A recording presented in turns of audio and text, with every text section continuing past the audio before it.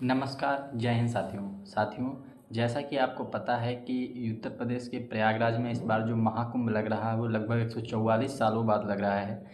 और इस दिव्य पावन महाकुंभ में भारत से ही नहीं अपितु दुनिया से लाखों करोड़ों की मात्रा में लगभग 50 करोड़ का अनुमान जताया जा रहा है लोग आएंगे महाकुंभ में और संगम में स्नान करेंगे।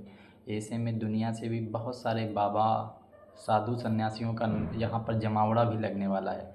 तो आज हम इस वीडियो में अभी तक इस पावन महाकुंभ में जो बड़े बड़े साधु फेमस हुए हैं उनके बारे में बात करेंगे।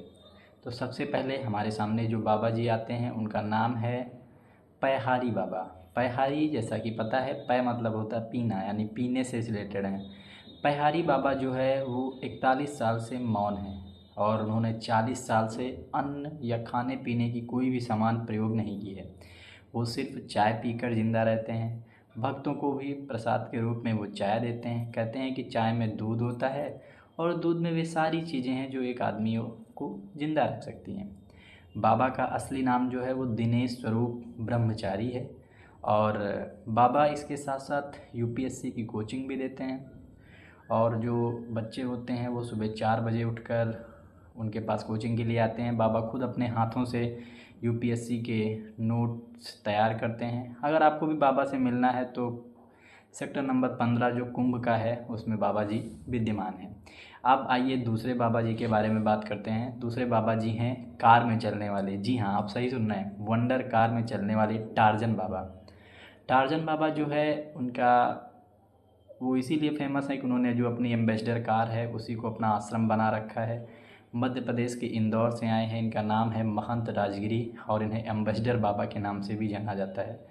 52 साल पुरानी एम्बेसडर से चलते हैं और इन्होंने इसी में ये एलपीजी फिट करा ली है और उसी में उनका जो सारा सामान रहता है वो उसी में रहता है। इसी तरह एक और हमारे अद्भुत बाबा जी हैं, अद्भुत साधु जी सन्यासी हैं। ऐसे ऐसे अद्भुत तपस्वी हैं सनातन धर्म में जिनकी मिसालें दुनिया में दी जाएंगी। एक बाबा जी हैं 14 साल से एक पैर पर खड़े हैं। और बाबा जी का नाम क्या है? इस बाबा जी का नाम है पंचदश पंचदश नाम। इनका नाम पूरा जो है वो राजेंद्र गिरी बाबा है।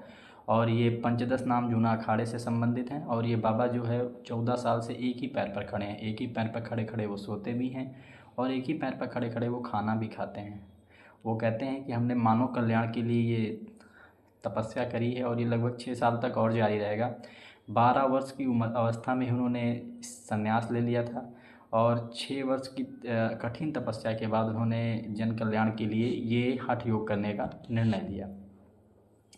आगे बात करते हैं। तो आगे हैं 61 घड़ों से नहाने वाले हमारे बाबा जी।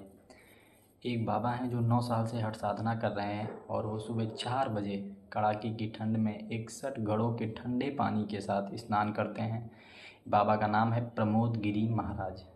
प्रमोद गिरी महाराज भी कहते हैं कि ये जो हम कर रहे हैं वो मानव समाज के कल्याण के लिए ही करा जा रहा है और ये लगभग 9 साल से कह रहे हैं। यानी सनातन धर्म में आप देखिए कैसे कैसे बाबा जी मौजूद हैं।